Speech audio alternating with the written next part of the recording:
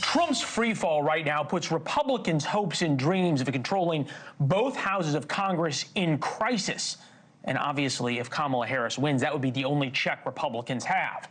A few weeks ago, Republicans talked about having 55 Senate seats and the ability to ram through any kind of legislation from Donald Trump. This is the DDHQ projection map. Republicans have places they will almost certainly pick up a seat. West Virginia, for example, on that map. Montana might be likely, but still there's some issues. Then there is Maryland, which, as you can see, is a really hard road for a Republican. Larry Hogan is that Republican trying to flip a blue Senate seat in Maryland. It's proving to be a tall task. He trails his virtually unknown opponent by 8 points, although there's a lot of undecideds out there, which is significant because Larry Hogan won Maryland by 12 points back in 2018. Republican senatorial candidate, former Governor Larry Hogan, with us on set. Good to see you, sir. Thank you. Great to see you. You know that old line, crisis is both opportunity and danger. Republicans are in crisis right now, clearly. What's that mean for you? Well, it's hard to tell exactly what it means, but first of all, I would just caution you, you know this, following politics as you do, that this is still very early. We've got 85 days into the election, so whatever the polls say now aren't going to matter as much as what we do over the next 85 days. Also, I think it really does provide an opportunity, and you were talking about the free fall and the changing numbers for Republican candidates across the country. I think I'm sort of immune to that a little bit, maybe. Is that because you refuse to accept Trump's endorsement? Does that mean if Trump's not doing well, it doesn't hurt you? Well, I've just got a long track record and brand that's completely separate from the Republican brand and separate from Donald Trump, and that's why we were successful. I ran 46 points ahead of Donald Trump in Maryland, and the voters continue to still trust me. We're going to play back-to-back your latest ad, trying to position yourself really, truly in the middle, which, to be fair, is where you governed from when you were in office, and then Congressman Glenn Ivey's response to that ad. Take a listen. Yeah. Marylanders know me, and they know that I have the courage to stand up to the current president, the former president, to the party bosses in the Democratic Party or in the Republican Party.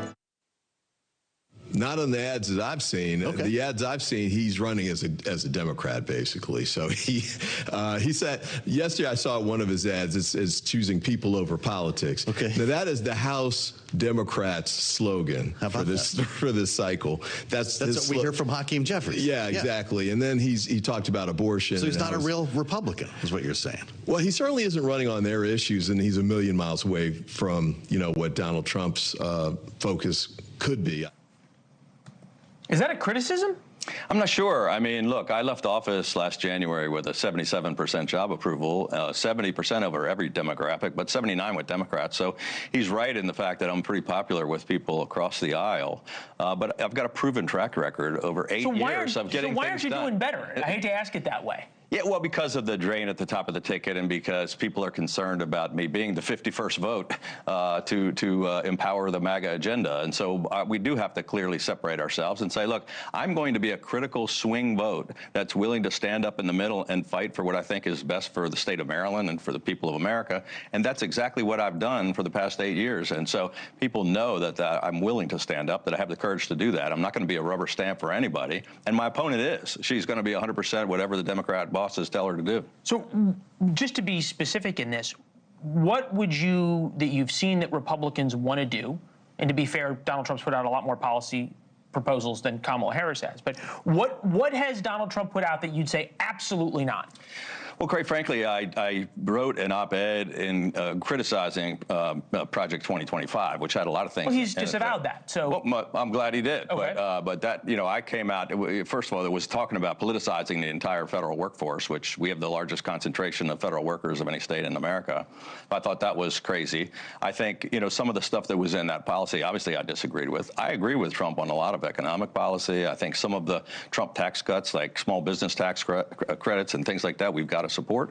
I think on foreign policy, we're pretty much in alignment, but I'm sure there are lots of things I'm going to disagree with either Kamala Harris or Donald Trump on, and I've never hesitated to stand up when I do disagree, and that's what I'll continue to do. No, I watched that. I covered you when you were governor. But just to put a finer point on this, you said you're going to be the critical swing vote, and people are worried about rubber stamping the MAGA agenda. Is there any specific things from Donald Trump that you've seen he's disavowed, but things he actually said he wants to do, that you'd say, I'm sorry, I'm voting with the Democrats?